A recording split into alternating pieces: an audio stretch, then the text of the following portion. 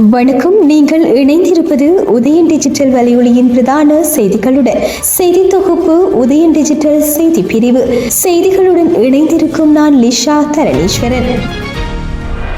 நாட்டில் மற்றும் ஒரு நெருக்கடி ஏற்படுவதை தவிர்க்கும் நோக்கிலேயே இறக்குமதியாகும் வாகனங்களுக்கான வரி அதிகரிக்கப்பட்டுள்ளதாக ஜனாதிபதி அனுரகுமார திசநாயக்க தெரிவித்துள்ளார். குருநாகல் கல்கமுவ பகுதியில் இடம்பெற்ற மக்கள் சந்திப்பில் உரையாற்றும் போது இதனை குறிப்பிட்டு அவர் சட்டவிரோதமாக வாகனங்களை பயன்படுத்திய பலர் இந்த மாதத்தினுள் கைதாவார் எனவும் தெரிவித்தார். தனிப்பட்ட பாவனைக்கான வாகனங்களை இறக்குமதி செய்வதற்கு பல வருடங்களின் பின்னர் மீண்டும் அனுமதி வழங்கப்பட்டுள்ளது. இது மிகவும் நுட்பமாகவும் கவனமாகவும் செய்யப்பட வேண்டியதொரு செயற்பாடாகும். ஏனென்றால் நம்மிடம் பெரிய அளவில் டாலர் கையிருப்பு இல்லை. 5 வருடங்களாக வாகனங்கள் இறக்குமதி செய்யப்படவில்லை. ஒரே தடவையில் வாகனங்களுக்கான கேள்வி அதிகரித்து சிக்கல் ஏற்படுமாயின் நாட்டில் மீண்டும் ஒரு நெருக்கடி ஏற்படும்.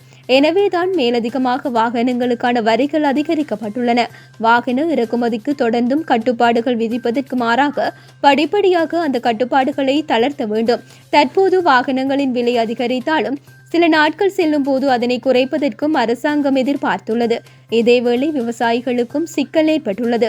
15,000 ரூபாவாக இருந்த உரமானியம் 25,000 ரூபாவாக அதிகரிக்கப்பட்ட போதிலும் அதனை வழங்குவதில் தாமதம் ஏற்பட்டுள்ளது என்பதை ஏற்றுக்கொள்கின்றோம். உண்மையில் கடந்த காலங்களில் ஏற்படுத்தப்பட்ட சிக்கல்களை தீர்ப்பதற்கு அதிக நேரத்தை செலவிட வேண்டியுள்ளதால் புதிய வேலை திட்டங்களில் அவதானம் செலுத்துவதில் தாமதம் ஏற்பட்டுள்ளது.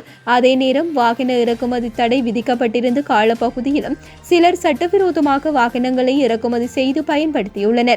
அவ்வாறான மேலும் சிலர் எதிர்வரும் நாட்களில் கைது செய்யப்படுவார்கள் எனவும் ஜனாதிபதி அனுரகுமார திசநாயக்க தெரிவித்துள்ளார்.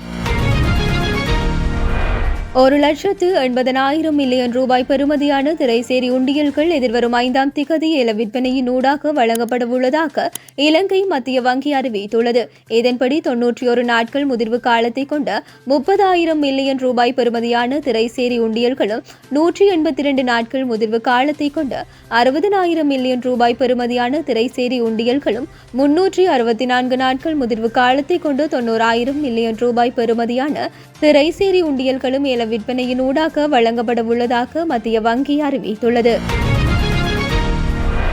சுதந்திர தினத்தையொட்டி சிறை கைதிகளை பார்ப்பதற்கு திறந்த பார்வையாளர்களுக்கு சிறப்பு வாய்ப்பு வழங்கப்பட்டுள்ளது. சிறைச்சாலைகள் திணைக்களம் இதனை தெரிவித்துள்ளது.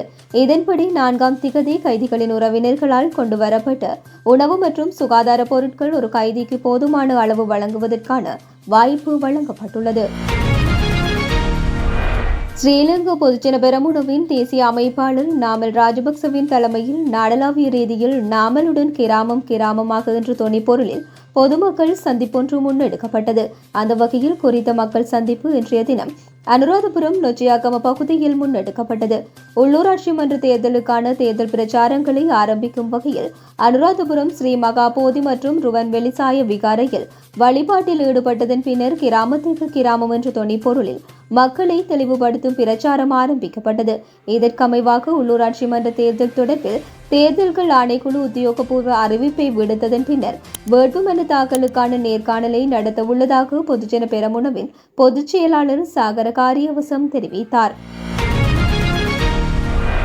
தேசிய மறுமலர்ச்சியில் இணைவோம் என்ற துணைப்பொருளில் சுதந்திர சதுக்க வளாகத்தில் 77வது சுதந்திர தின விழாவை சிறப்பான முறையில் நடாத்துவதற்கான அனைத்து ஏற்பாடுகளும் தயார் நிலையில் உள்ளதாக பொது நிர்வாக மாகாண சபைகள் மற்றும் உள்ளூராட்சி அமைச்சு தெரிவித்துள்ளது. இந்த ஆண்டுக்கான சுதந்திர தின விழாவை குறைந்த செலவில் பொதுமக்களுக்கு குறைந்த அசௌகரியத்துடன் அதிக மக்கள் பங்கேற்புடன் நடாத்த அமைச்சகம் திட்டமிட்டுள்ளது.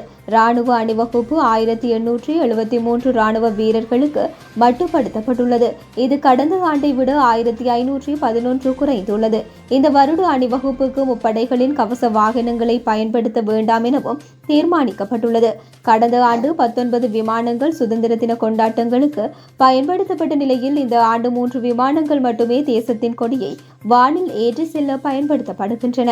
சுதந்திர தினத்தன்று நண்பகல் 12 மணிக்கு கடலில் கப்பலில் கடற்படையினரால் நடாத்தப்படும் பாரம்பரிய 25 துப்பாக்கி வீர வணக்கம் இந்த ஆண்டும் நடைபெற உள்ளது. ஜனவரி மாதத்தில் டெங்கு நோயாளர்களின் எண்ணிக்கை அதிகரித்துள்ளதாக தேசிய டெங்கு கட்டுப்பாட்டு பிரிவு தெரிவித்துள்ளது. ஜனவரி மாதத்தில் மாத்திரம் 4943 டெங்கு நோயாளர்கள் பதிவாகியுள்ளதாக தெரிவிக்கப்பட்டுள்ளது.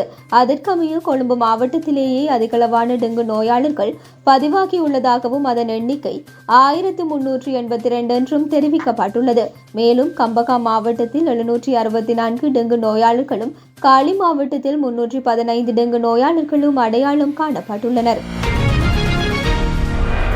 சுமார் 53 லட்சம் ரூபாய் பெறுமதியான வெளிநாட்டு சிகரெட்டுகளை சட்டவிரோதமாக நாட்டுக்கு கொண்டு வந்த விமான பயணி ஒருவர் கட்டுநாயக்க விமான நிலையத்தில் வைத்து கைது செய்யப்பட்டுள்ளார். போலீஸ் போதைப்பொருள் ஒழிப்பு பணியக அதிகாரிகள் மேற்கொண்ட சோதனையின் போது சந்தேக நபர் கைதாகியுள்ளார். கைதானவர் அனுராதபுரம் பகுதியைச் சேர்ந்த 29 வயதுடையவர் எனவும் அவரிடமிருந்து 38,000 சிகரெட்டுகள் அடங்கிய 179 பெட்டிகள் கைப்பற்றப்பட்டுள்ளதாகவும் தெரிவிக்கப்பட்டுள்ளது.